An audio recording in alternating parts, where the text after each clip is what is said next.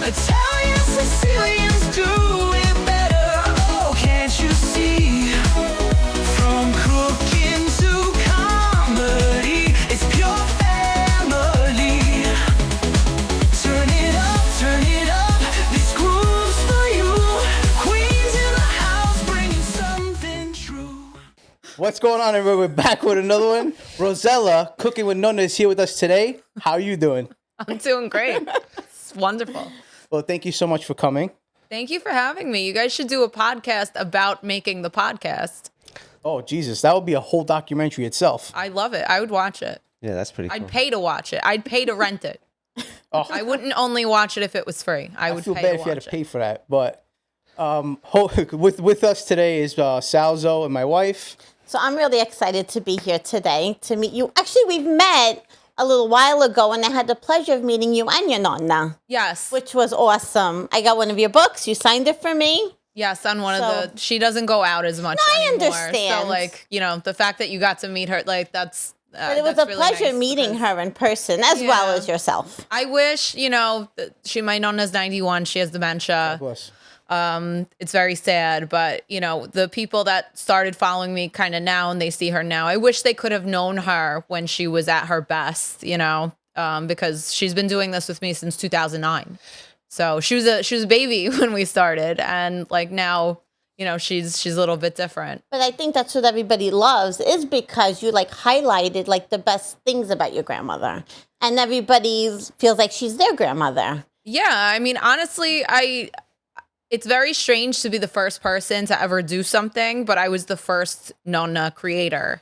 Right, and I want to get into that. Okay. Hi, nice to meet you, Ro, by the way. Hi, Sal. So I have to say something about Ro and her grandmother. Like, she was literally the originator from all the cooking stuff that we see online. I remember when I first met her, and you started this before 2009, by the way. It was like Yeah, but I met you at Gargiulo's. Yeah, you know, it was like in 2007. Yeah. And you already had started doing it. Yes. And you yeah.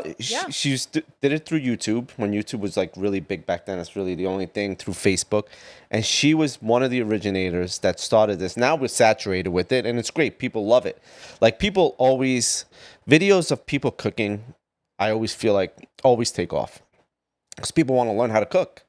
But Rossella and her Nonna, and I saw her Nonna doing this in her peak with you, and she's come. I definitely give it to her that she's definitely one of the first that's ever started this. So Yeah, one of the things I could say relates to me when I watched you guys, and I had the pleasure of meeting her. I think it was a At Christ that the King event. Yeah. was that she reminds me of my grandmother. Like, she seems so kind and gentle, but she could be so tough and stern on a decision or even making food and stuff like that. So thank you for showing and sharing that with us, because a lot of people, you know, don't have that generation, Yeah.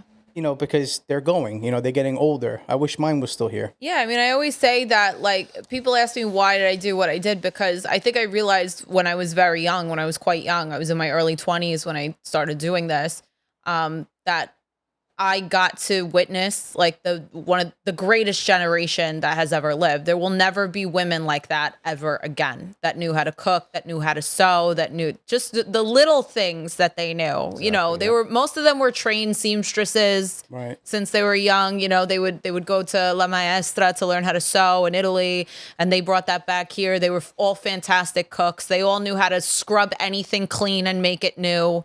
You know, they were like professional dry cleaners. They were like, No, I agree with you because there are women that had to learn, like that had nothing and they had to make so much out of nothing. And we don't learn that today. We have it so easy. Well, we have it, but we have educations. Right. Like, those women left school in 3rd grade to focus on the household. Their family. Yeah. And women just aren't like that anymore, No. you know? So Different. I really always wanted to pay homage to that, because one day I knew we wouldn't have it anymore, and we would want to see it, to at least have videos of it. And, you know, there's so many Nonna creators now, and people are, they love to ask me that. They're like, does it bother you? And I'm like, no, it doesn't bother me. Like, I'm actually really happy that more people are spending time with their grandparents. You know, that's all it means to me, is that more people are taking an interest in their grandparents and realizing they're not going to be around forever. forever. And even just filming with them, documenting them, that's time spent with them. I gotta say, it's like one of the reasons like I wanted to do what we're doing is because I want that culture to stay alive, or at least remembered. I do feel like it's dying because that old generation habits and mentality is almost gone. You know, I could say sometimes I have that old mentality style, and people think I'm nuts. Judging by the china closet and the plastic on everything, I think you have that mentality. Doesn't give it away. I guess I got blue checked on that. Validated. Yeah. I mean, listen, we literally grew up in the best era. The era that we Absolutely. grew up in, that we went through, it doesn't Yeah. obviously it's not going to exist anymore. It's not like it's going to come back. It's not going to come back. So we definitely lived through the best era when it comes to going out, when it comes to just like even dating, when it comes to spending time with family. Making food. Right, exactly. Making food, the traditions, which some we still have, but a lot of traditions are dying also. One thing I could say I kind of regret, but I understand is, I guess it was easier for me to learn, speak, and read in Italian and with the Sicilian dialect because that's all my parents spoke at home. I wasn't able to do that for my kids. That's one of my regrets because I would have loved for them to carry that on. Now, every now and then they throw out a word and they catch me off guard, and I have the biggest smile on my face just to even hear them attempt that. Yeah. But I encourage, if anybody out there is bilingual, is to keep passing that down. That's one of the best things you could do. Yeah, I agree. I mean, I learned English when I was 5. Italian was my first language. I had to learn like I was an immigrant, and I wasn't an immigrant because Brooklyn in 1987, Bensonhurst, Brooklyn in 1987 was Italy. Like you did not live in America. That's where you landed. You know, That's where I landed. So like, to me, I mean, was it probably hard to learn English, like to go to school and not know what kids were saying to me? Absolutely. But am I so grateful now that I have that and that it's a part of my identity? Absolutely. And no matter what any Italian person from Italy tries to tell me that that's not my native language, and I was like, how can you say that? Like, my first thoughts in my head were in Italian. How could you say that that's not my native language? That is my native language. I still think in Italian today, and I'm 37. Like, it doesn't stop. It doesn't go away. So how upsetting is it, because I'm sure you get it, when people call you a fake Italian, when in heart, like, you're not. Just because you're proud of your culture and you're not born there doesn't make We're you the fake last of anything. people to be called. I mean, everyone in this room should be the last people to be called fake Italian, but we do get it. I came in this country in '86, July of '86, September I started kindergarten, not speaking a word of English. So I get what she's saying, and it was Bensonhurst, Brooklyn. But literally, from Sicily to Bensonhurst, it was all Sicilians. When I was a kid, I slept the whole plane ride. I didn't even realize I moved to a different part of the world. I'm still thinking I'm still in Italy. I'm a kid. So I go to school and not knowing any English. I'm like, what the fuck's going on? But how quick did we pick it up?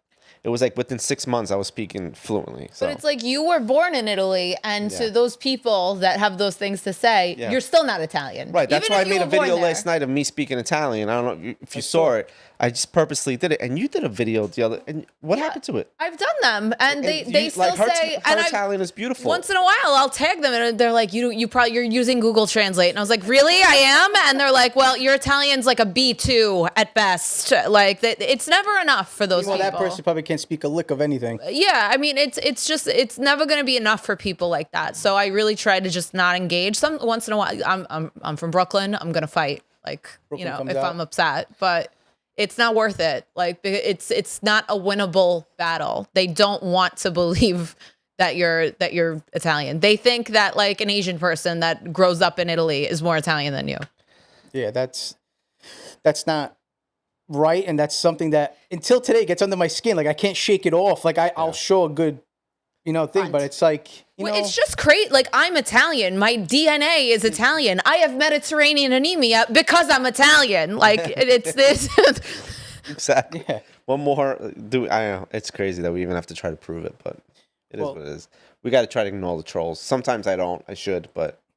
I just feel like no one has to prove yourselves to anyone, but sometimes, like last night he did it and I said the same thing, which was coincidence. I'm like, you got that from Google Translate just to bust his chops, because I know somebody would say that. No, you shouldn't need anybody else to validate like your identity, your cultural identity. I mean, I know what I am and I know what I'm not.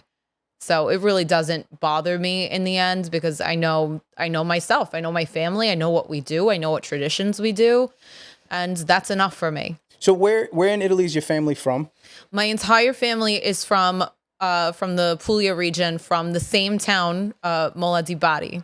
So there's like 100,000 people in Mola di Bari. No, So there's 30,000 people in Mola di Bari. There's 100,000 people from Mola di Bari in the United States. Oh, wow. And they all know each other. I feel like that number's low. Why does that feel low? 100,000? Maybe it's not low, man. Well, That is no, not. everybody knows each other because they all first immigrated to like Carroll Gardens in Brooklyn, and then they went to Bensonhurst. Bensonhurst was like the suburbs for that, and then they went to Staten Island, New Jersey. Right, they went that way. Yeah. Meanwhile, Queens went towards Long Island. Like, Right. everybody parted. Everybody wanted a garage. Everybody wanted like a pool, a backyard. You know, we get bougie. Upward mobility ruined us. But like we wanted things. That's how I met Rossella back in like 20 something years ago. She was doing the Mola di Bari, right? Pageant or something. And you go, It wasn't the pageant. It was a dinner dance. I just remember you gave me such an attitude, but Do you know? it's horrible. Do you know what I heard him say to me, like behind my back? I like walked by and he said to his friend, I walked by him and he turns, he goes to his friend, he goes, that girl thinks who the fuck she is. But I He was, goes, listen, that girl thinks who she is. I was young. I was an idiot. But after that, we started dating. So obviously it happened for a reason. Why did you make that choice? Shit, we're getting into this. We might have to edit some of this speaking out. of food, are you like the queen of baked chicken cutlets? Thank you. I am the queen of baked chicken Right? cutlets. Because you went viral with that video, right? Yeah, I did because they're fantastic. And if I blindfolded you, you could not tell which was the baked cutlet and which was the pan fried cutlet. You put So that's oil, a though, better in your pa- in your alternative. bacon? I put oil. Yeah, you put oil. You have to put oil. Like there's no like. This was not like a no oil recipe. Okay, I never you said can't get that. around that. I said it in the beginning. This does not use less oil, and everybody came for me about how they much did. oil it was. Okay. And I was like, no. This is not an oil thing. You need oil to make good cutlets. You could use less oil, and the cutlets are going to be shapit. You're not going to want them. They're going to be garbage. But the method is to not make a mess. Not make the smell. Air fryer. Like, and as a mom, can't you appreciate that? Oh, That you could just 100%. put them in the oven and then they come out 100%. and they taste like fried cutlets. That's right. Right? So I'm with you. I did it for women like you, I'm Enzo. curious Thank now. you. I used to always bake No, them. I do bake chicken the cutlets mess. sometimes, but I But- do. I've been doing them in the air fryer, I don't have an air fryer, but it's so like no mess at all. but I don't want an air fryer. I am anti-air fryer. I am anti-air fryer. What's the other thing? Microwave? The crock pot. I have a microwave now in my apartment, but we never had one growing up. My mother said it was going to kill us all. We weren't allowed to have one. I don't have the crock pot, the slow cooker. I don't do those. I really am like the slow food. I really do most things the way my Nonna did them.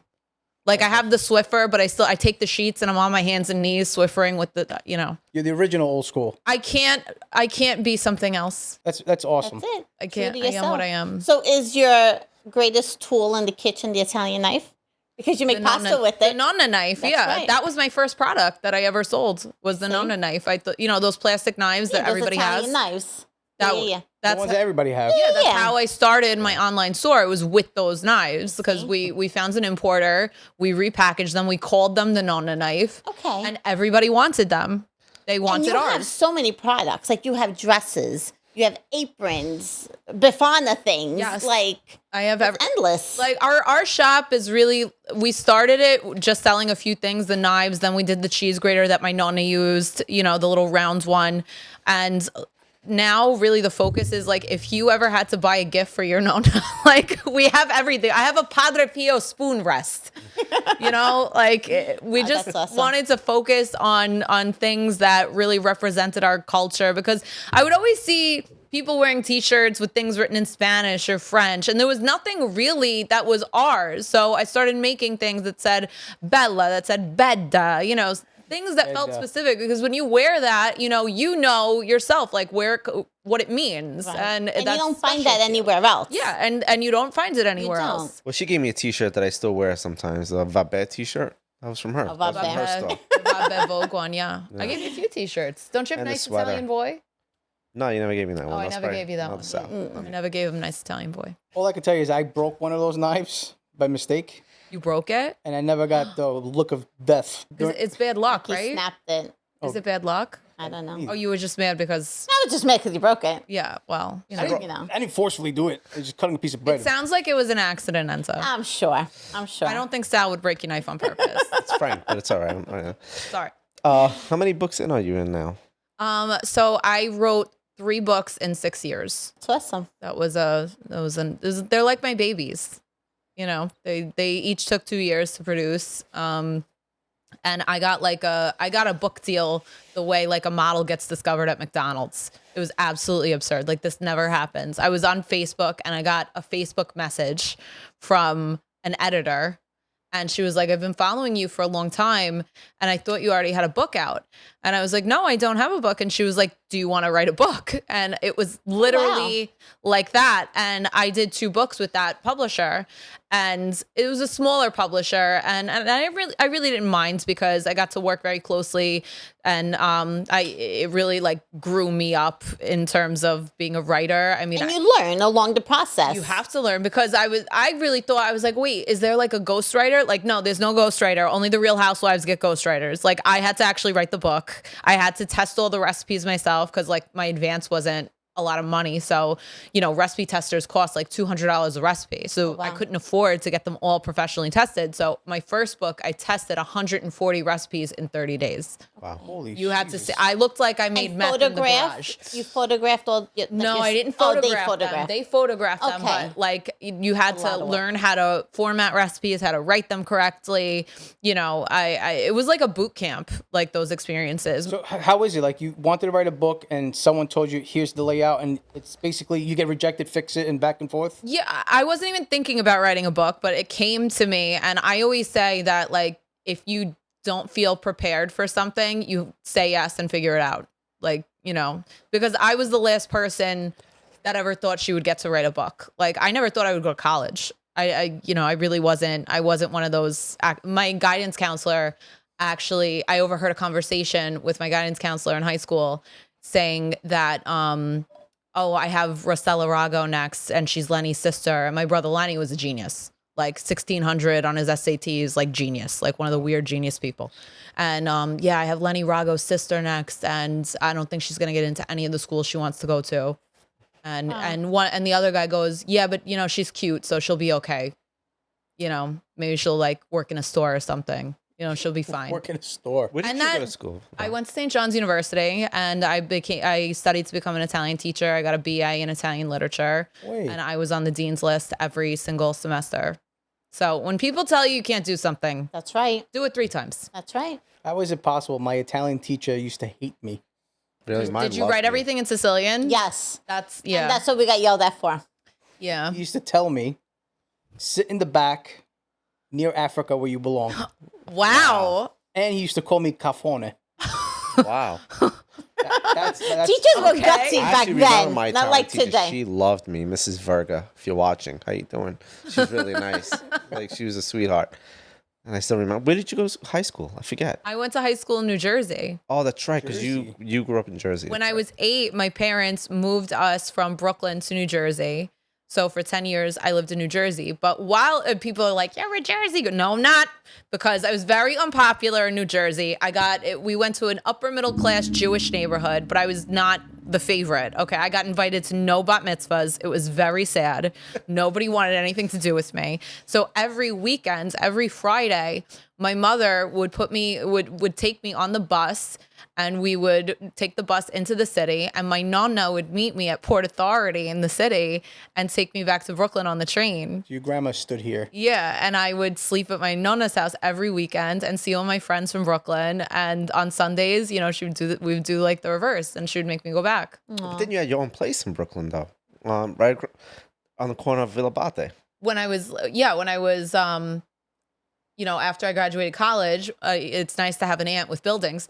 And she gave me an apartment right next door to Villa Bata. Can't believe you remember that, Sal. And yeah, that was my little pad, you know, when I was very young. And I, you know, How long did you live there for? I lived there the last year of college for like 2 or 3 years, and I would like go to Villa Bata when I would be like writing my papers or like term papers and stuff, and I would get like a box of like 6 pastries and just eat pastries town. and stay up all night writing on a sugar high. So today they have Starbucks. You had Villa Bate. I was yeah. Literally on next door to her, like she was on the corner of it. Yeah, you could smell like all the bread in the Oh my morning. God, and that must stuff. have been heaven. Just had a great spot for the 18th Avenue feast. I did, yeah. I mean, 18th Avenue still has some. My favorite pizza place in the world is on 18th Avenue. I love Da Vinci Pizza. I'm a big Da Vinci girl. And she's amazing. The Palermo. No, that's Crispy. Crispy makes a Palermo pie. It's amazing. Don't be mad. I never spent much time in Brooklyn, so Why would you? You got your own stuff. Brooklyn and Queens, they're like 2 different countries almost. You guys have your own. You're set up well here. yes. You have your own places. But when we meet or I hang out with someone from Brooklyn, it's like We get along. same, We're not at war, or yeah, anything. right. But it's like if I got my good pizza place and my like deli and my bakery, what am I going to schlep on a highway to go to another one? So is there a difference in your eyes? Can you tell the difference of a Brooklyn boy and a Queens boy? Ooh. It's been too long. I don't know. I Some people say they do. I'm just curious. don't think so. Or, When I think of a Queens boy, I always think of fucking Howell Beach with a cigar. He done driving a Cadillac. That's what I think when I think of a Queens boy all the time. You know what I mean? Howell Beach is an exception. I don't know how they got over there. That's just Oh, you don't like how you doing beach? No, I got a lot of friends there, so I like to bust their Okay. chops. yeah. That's what I think about Queens when it. So what were one of your greatest moments, I'll say, that will live for you forever when you think of your grandmother? Like something she taught you or something you guys cooked together? Like what's something that will always, stick out to you? Oh, I think honestly, this is like very real. But I think it was when I got divorced. And I remember I had moved back in with my parents and I was really scared to tell my Nonna. Really? And at that time, she still was lucid, So I was hiding from her for like weeks, because she lived downstairs in the basement. My parents were living Of course the grandma lives all in the way basement. upstairs. So I was dodging her like the plague. Like I just did not want to face it. I didn't want to talk to her. And one day she like caught me outside and she looked at me and I just started crying. She knew too, I bet. Yeah, she knew. And I thought she was going to be really mad at me. And she looked at me and she just saw me crying and she said, "Don't worry." She said, "Un giorno il Signore ti deve mandare un santo ragazzo, and that's it, and forget about this." She said, "One day God is going to send you a really good person, and forget about." And that like was such a weight off my shoulders. absolutely. And I get asked about this all the time, like, how do you tell your family? I went through something that a lot of women go through, and it's very hard for them when you're in such, I always call people like us Orthodox Italians. It's very hard to do. And, we're so blessed though, because we do have families and they're more understanding than you think, and your families love you and they want you to be happy. Absolutely. So you just have to face things like that. But that was really such a transformational moment for me because I thought that she really was going to be upset. And I realized that no, She's very she supportive. loves me and she wants me to be happy. But also you could say there's a flip side to Italians when they're very judgmental. Yeah, listen, I mean that maybe she did judge me still. Not your grandmother. No, I'm meaning- saying, but like maybe people like her were very traditional, of course. Maybe she probably did judge me also. I'm not saying she didn't, but at the end of the day, we're not monsters. We're not Aw. crazy. Right. It's funny. My mom, when I got divorced, obviously my mom already had passed, so that's not something that I wanted to go through to tell my mom. But speaking about judgmental parents, I have to say I had the only Sicilian mother that did not get into my business at all. Like my mom didn't say, "Sal, do whatever you want." Like she would like never intrude in my stuff, and that's like really rare. I'm talking about, Wow. first generation. I was born there, so she's just. It's one thing I remember about my mother. She was not judgmental at all. My mother, I cannot tell her I went on a date with someone. She will look him up so fit. She will know what he owns, what car, what she'll know where he is. I can't. I got to use fake names. And I say they're all like, Jewish dentists. Oh God. Like Dr. Ben Goldberg. Like try and find him. She can't. Was it a thing about the Jews? Was that it? No, or- I just try and find Dr. Ben Goldberg and pick one. You can't. There's 27. 1,000. Yeah. Yeah. So tell us about your mom, though. She was an actress, wasn't she? My mom was an actress, has been an actress since she was a teenager. She worked in Italy in plays. That she was part of a theater company there, and then she came to America. And when she married my father, they started their own theater company.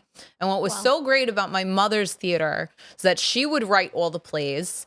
And she would write parts for people that she knew. Like, we all know characters, right? Like growing up in Queens, Brooklyn, characters. She would really study these people and she would study their mannerisms, the way they spoke. And she would write a character for them that was them. So whenever they were playing a part, they were playing themselves and they were so good. That's why they were all so good. And the thing that she did was that she wrote plays in dialects. Because, if you think about it, Which is unique. well, Italy wasn't unified until 1862. And the Florentine Italian that is spoken today wasn't spoken until not very long ago, like Rye Italian. So most people that immigrated to America were not educated, were not literate, and only spoke dialects. So they couldn't go to the theater. They weren't going to go to Broadway. They weren't going to go sit through a play that they couldn't understand and pay money. So my mother wrote these plays in Barese dialect, in Neapolitan, and in Sicilian, and they would be packed every night because they were funny, they were really entertaining, and people could understand. And they related to them. Yeah, to the absolutely. So, I mean, to me, that's the most tremendous thing she ever did with herself because she was magical. She could write a play in 4 hours, and it would be a good play. She also had a nice part in Sleepers. She did, yeah. Well, when I was 8 years old, she was in a movie. And we all thought it was a joke. Like we had no. So she had this one friend who was kind of like a shiesty guy. He was like the guy that would call you, be like, Angela, this stuff fell off a truck. This fur coat I got. Yeah. You want to buy one? He always had like a scheme going. So he told her, he was like, there's this audition for this Italian woman in a movie. You should go. And she goes, I'm not gonna go. I have an Italian accent.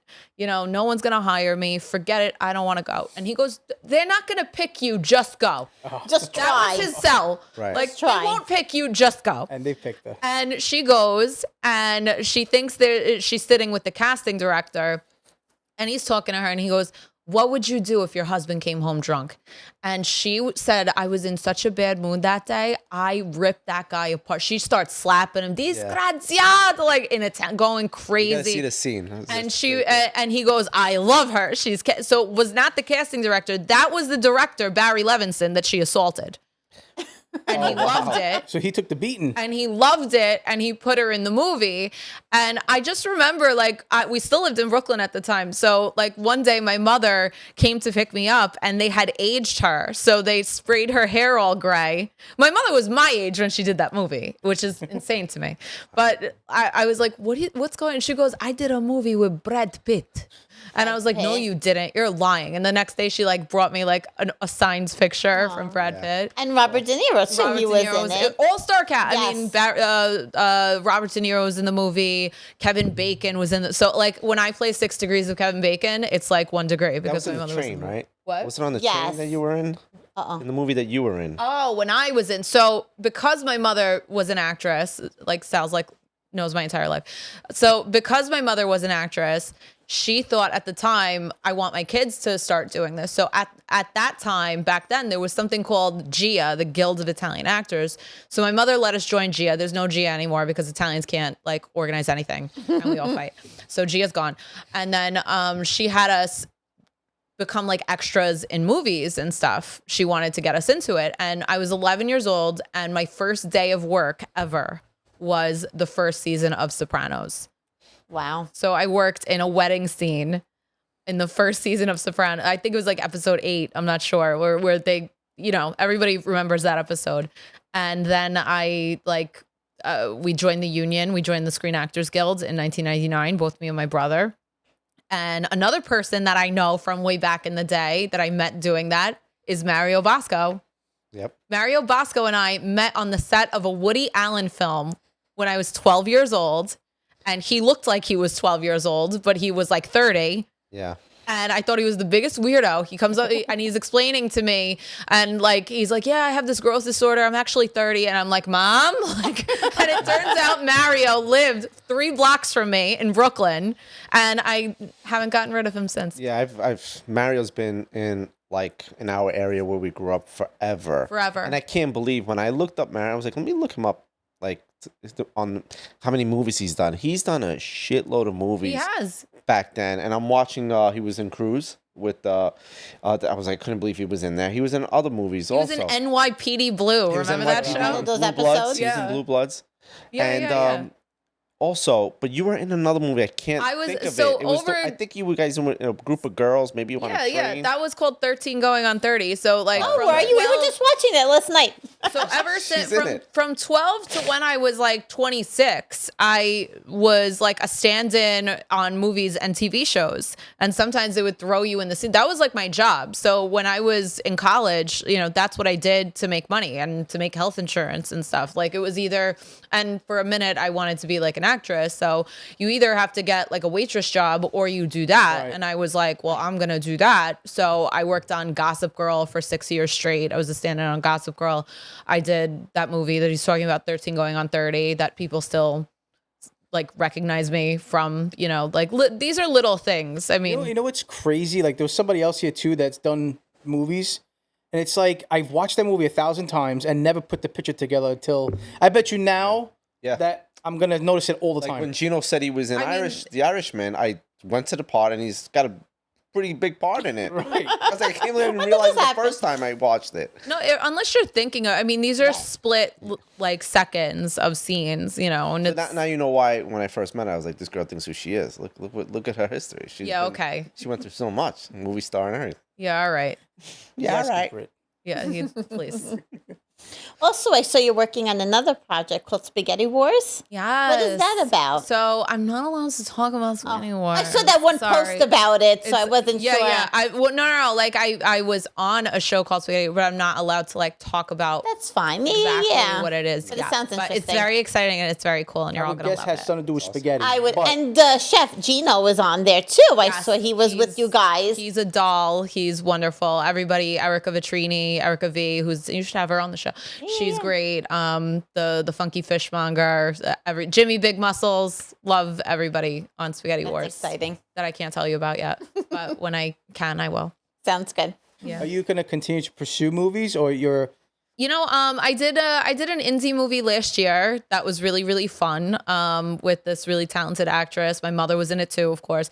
And I love acting, but I never loved the business that acting was. Right. You know, it was not for me. I mean, back then, especially, like you go to an audition. Now you don't go anywhere. Now you just tape yourself.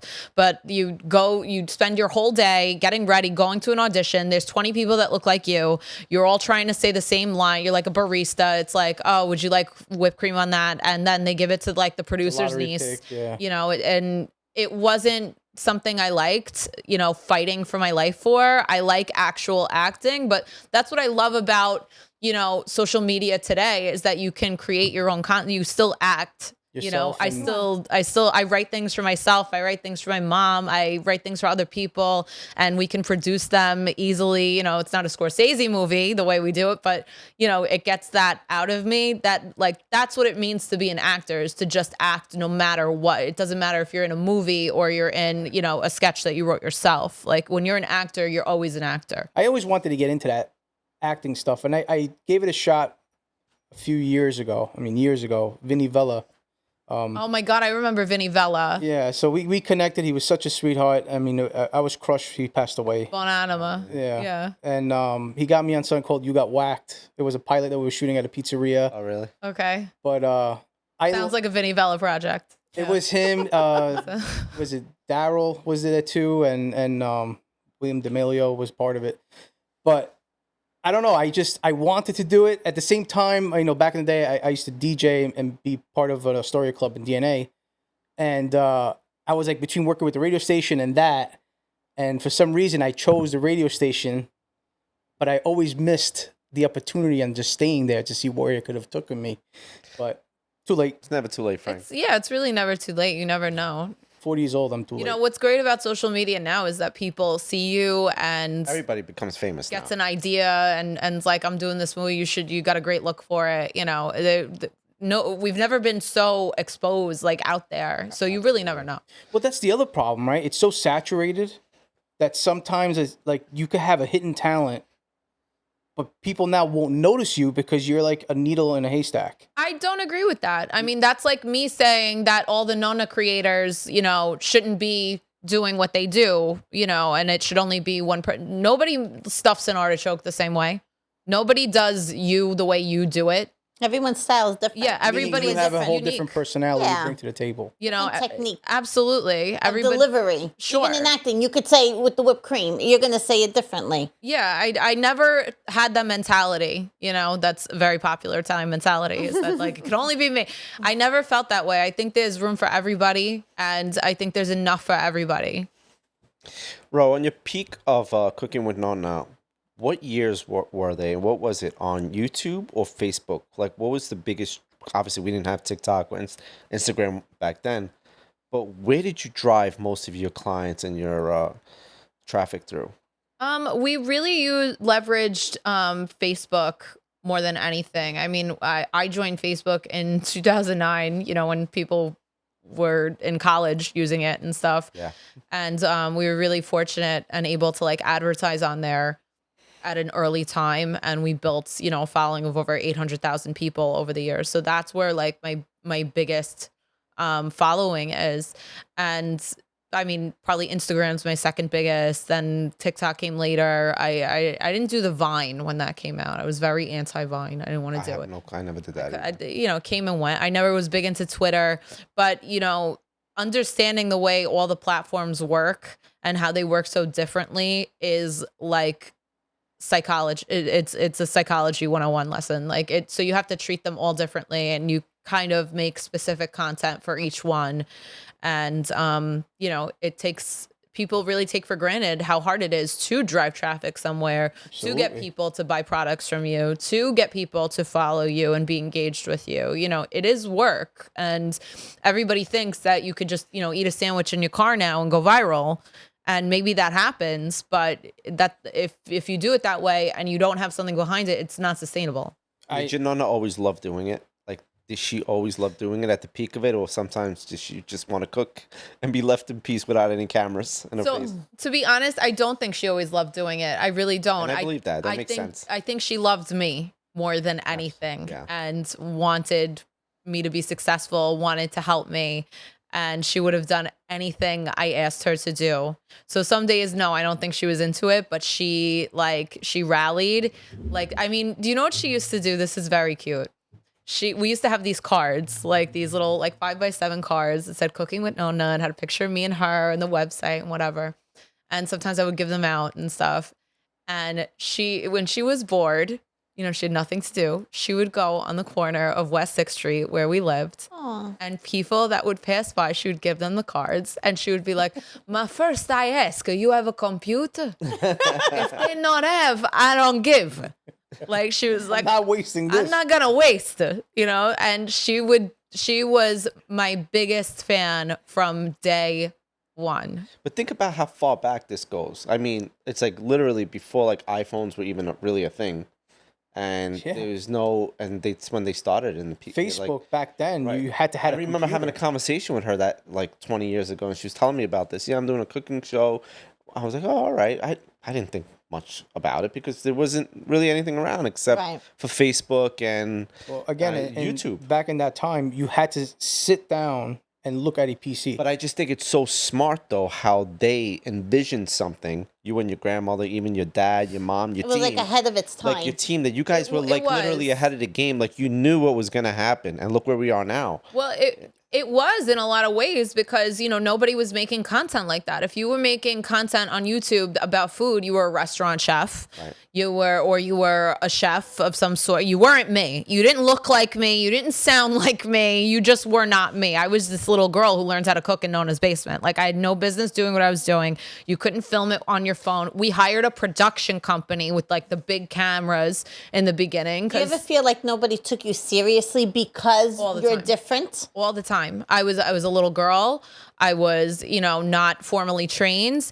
I ran around with my father. Thank God I did, because, like when you're a young woman, like sometimes people don't take you seriously in a bad way. Right. So, my dad was always by my side. He was my dadager for forever. And I think when I first started, I didn't take myself seriously. Like I was nervous. I was like, who am I to be doing? Like I had Self-doubt. to fake it till I made it for a long time, and then you grow up and you realize I can do this. you can do it, and everybody else is figuring it out. Nobody knows what they're doing. It's also hard for you yourself to see yourself.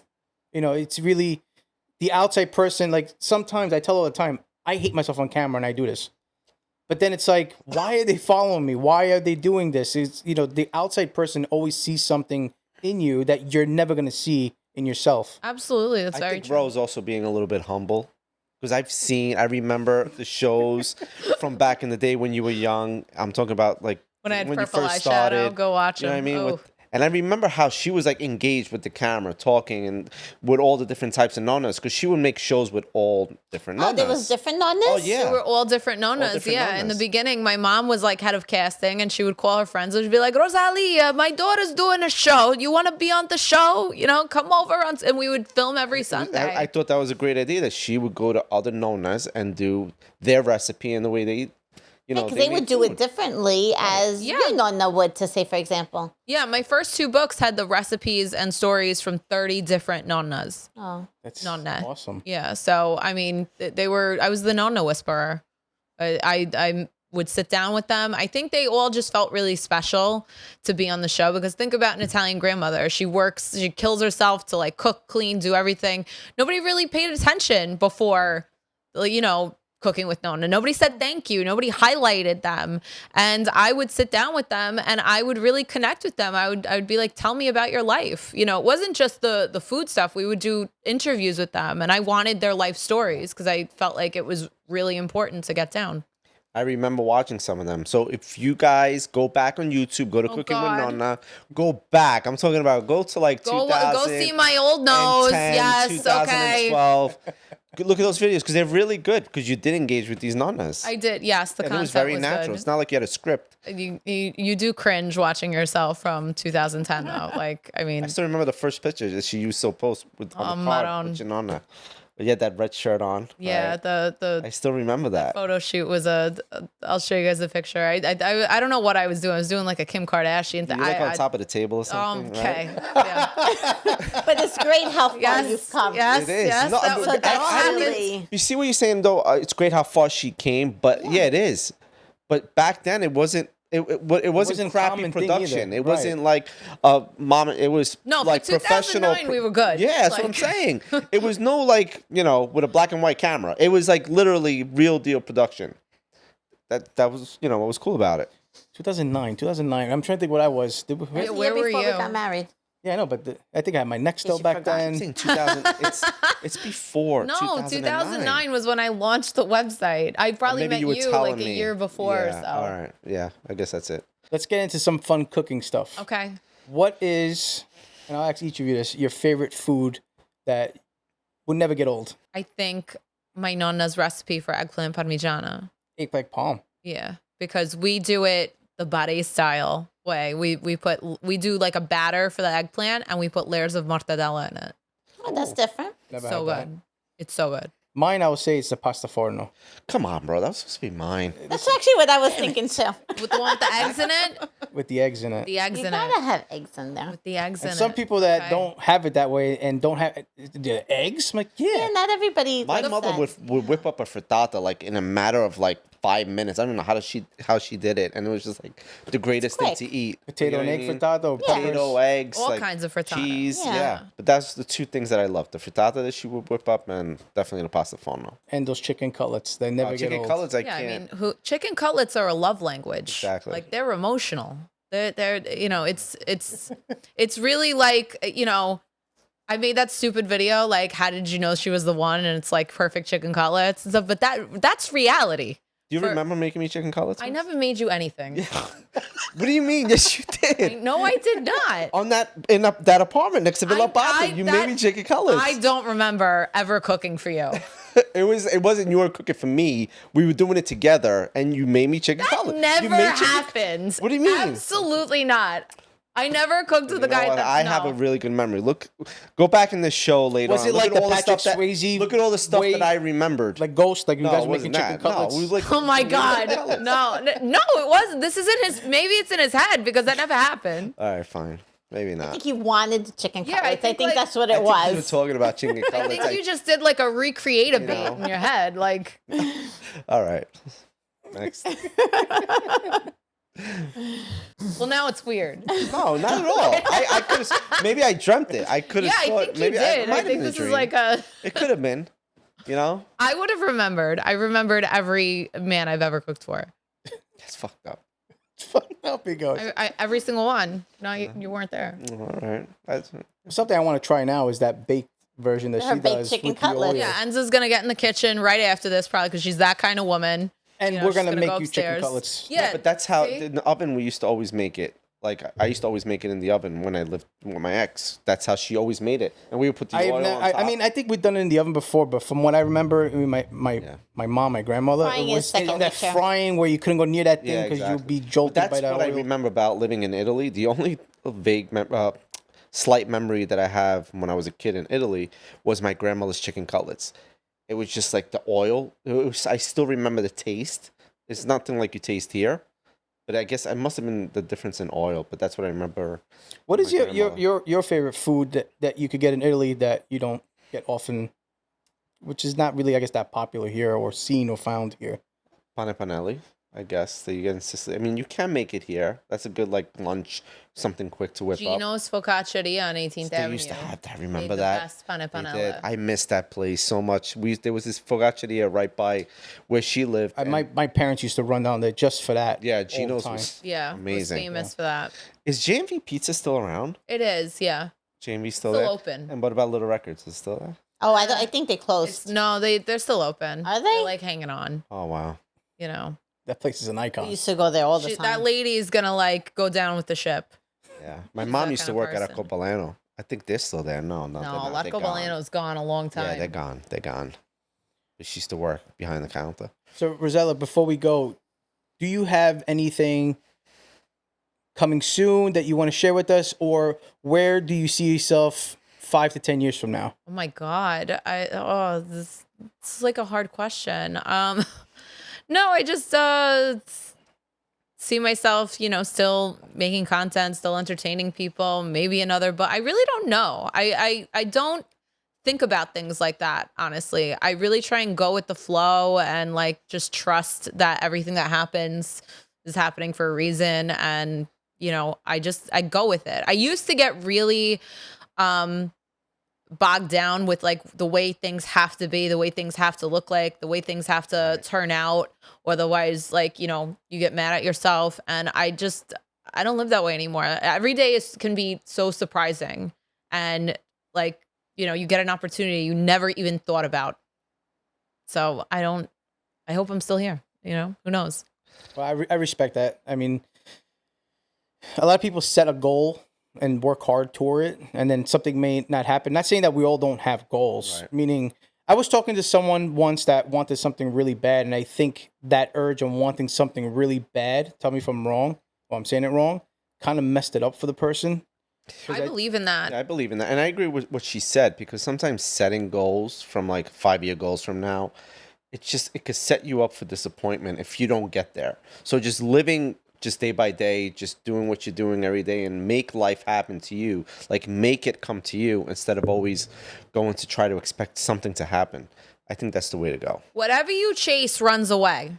Remember that. Doing? That's Whatever you chase after will run away from you. So like honestly, my entire life has been so crazy, but I have to say my career was something that I was never really stressed out about. Like it was something I really always let happen. you just went with the flow. Yeah, I never like got super anxious about things like that. I just really let go and let it happen. Love was another story, but you know, what are you going to do? You sure you didn't make Sal chicken cutlets? I did not. I never made this man chicken cutlets my entire life. Fine. It must have been a dream. It never happened. It must have been a dream. You ate no cutlets of mine, sir. I appreciate though you. Well, Frank's going to close it out, but I appreciate you coming and being here. It's been a pleasure though, knowing you for this long. Yeah. It really has. You know, we've had our ups and downs, but that's still, and we're still here like adults. We're the two OGs You know, from we're definitely- Bensonhurst. We're those two old people Definitely from OGs. Bensonhurst now. We have stories. It's kind of fun stories. We're those two like freestyle people from Bensonhurst. Yeah, that's right. It's, you know. Right. No, I'm just teasing when I throw stuff out. I mean, it's nice that you guys knew each other for so long, and obviously the chicken cutlets weren't real, but Yeah. I just want to thank you for coming and, you know, even giving me the opportunity to talk with you and get some of your story out. Can you let everybody know where they could find you and stuff like that, and your website for your store? Thank you for having me. So I'm at Rossella Rago, 2 S's, 2 L's. It's not Ragu, it's Rago. I was only kidding. I told you. He said I was Rossella Ragu. I was like, if I was an heiress to a pasta sauce company, I wouldn't be here. Like, I'd be like somewhere else living it up. Sorry. And you can find me at cookingwithnonna.com and bottegadelanonna.com. Do you know I haven't yet met another Rossella, except my sister is named Rossella. She's the only Rossella that I ever met, other than my sister. Yeah, you know, the Rossella and the cutlets haunt you for the rest of your life, so. Yeah. Good night, everybody. Good night.